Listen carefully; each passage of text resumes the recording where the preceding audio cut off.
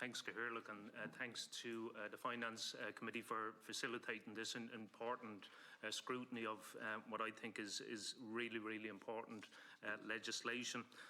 And with over 30,000 Palestinians killed, the people of Gaza are enduring what UN Secretary General Antonio Guterres described as horrifying levels of hunger and suffering.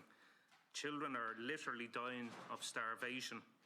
And this is a continuation of a sustained Israeli strategy designed to annex Palestinian territories through a process of isolation, fragmentation and dispossession.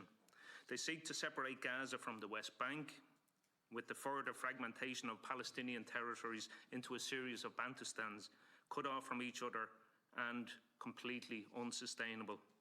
Israel seeks to break down Palestinian communities and societies. The policy of the Irish state is of a two-state solution, and the single biggest obstacle to the achievement of this is the illegal Israeli settlements. There are currently over 700,000 illegal Israeli settlers in 144 illegal settlements in the West Bank and East Jerusalem.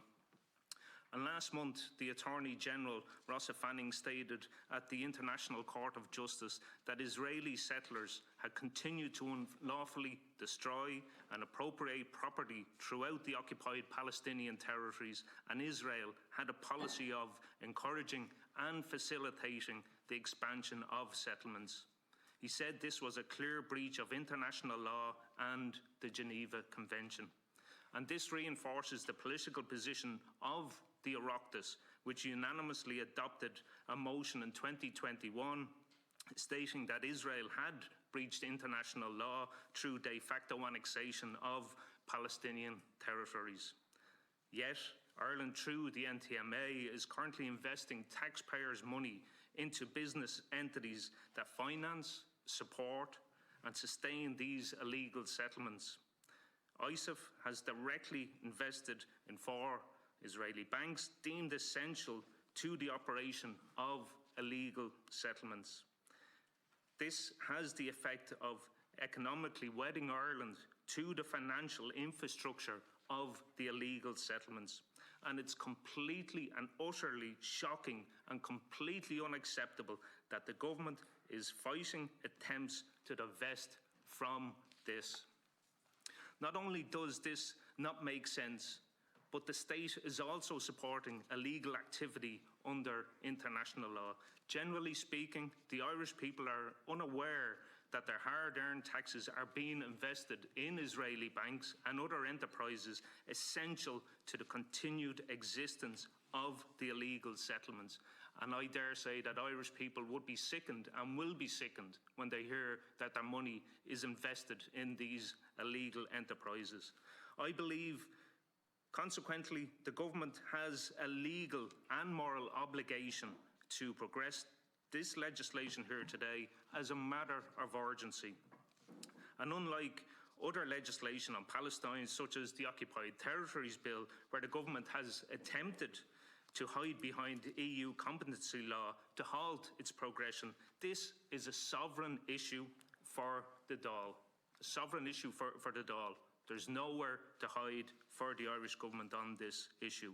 In November, the government confirmed that the state had 4.2 million investments in 11 companies on the United Nations database of business entities operating in the illegal Israeli settlements in the occupied Palestinian territories.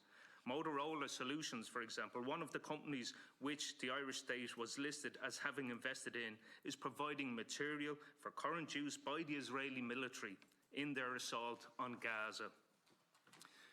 In 2016, the UN Human Rights Council adopted Resolution 3136, which clearly provided that the UN database should be updated annually, which would allow for the addition and removal of specific companies as the situation altered.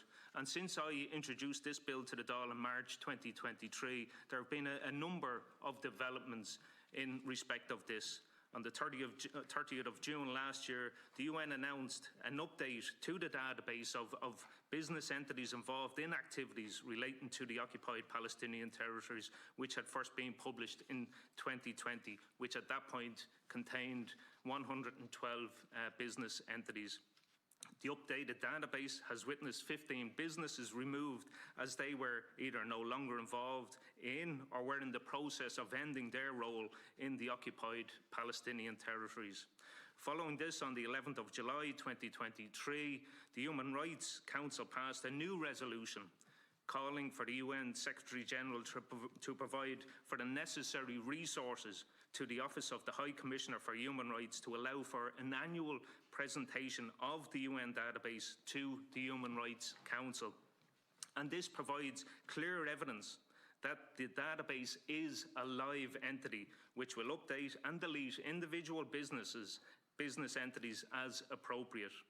Israel has been emboldened by the international failure to hold it to account for its genocidal actions. We currently witness this in Gaza and the West Bank, and it is incumbent that we align our stated national policy of condemning the actions of Israel with the financial actions of the state, which currently act to embolden Israeli actions by divesting in business enmeshed in Israel's illegal enterprises.